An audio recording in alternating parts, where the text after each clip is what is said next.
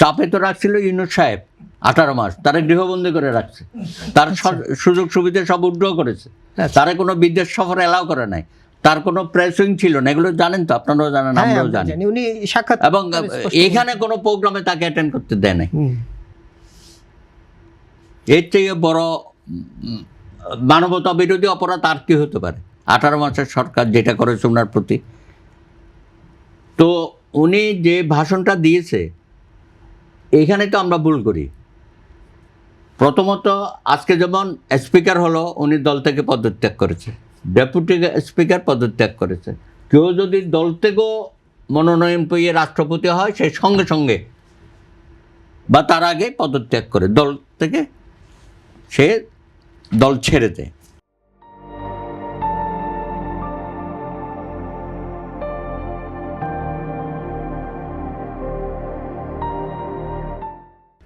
আজকে আমরা সেটা দেখলাম।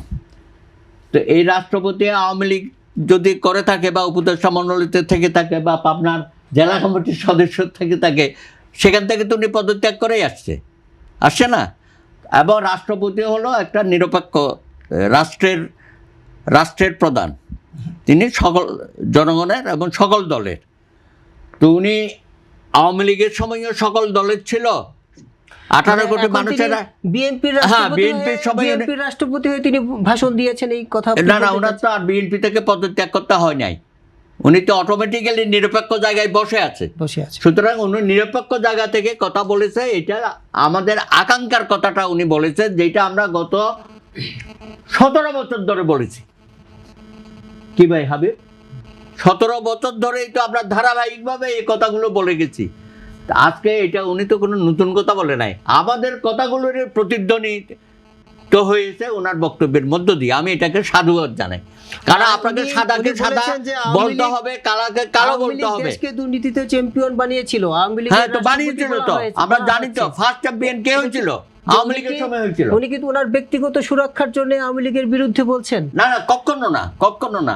উনি তো খুব সৌভাগ্যবান ব্যক্তি, উনি আওয়ামী লীগকেও ক্ষমতায় শপথ পড়িয়েছে, সরকারকেও পড়িয়েছে। তাহলে এর থেকে অতিমাত্রায় নিরপেক্ষ লোক আর কোথায় পাবো আমরা বলেন, যিনি 3 সরকারকে ধারণ করেছে। ভবিষ্যতে যদি আর কোনো সরকার আছে, তার যদি মেয়াদ থাকে, ওই মেয়াদের মধ্যে উনি তাদেরকেও ধারণ করবে। এটা কোনো নতুনত্ব আমি দেখি না, আমি মনে করি এটাই স্বাভাবিক প্রক্রিয়া।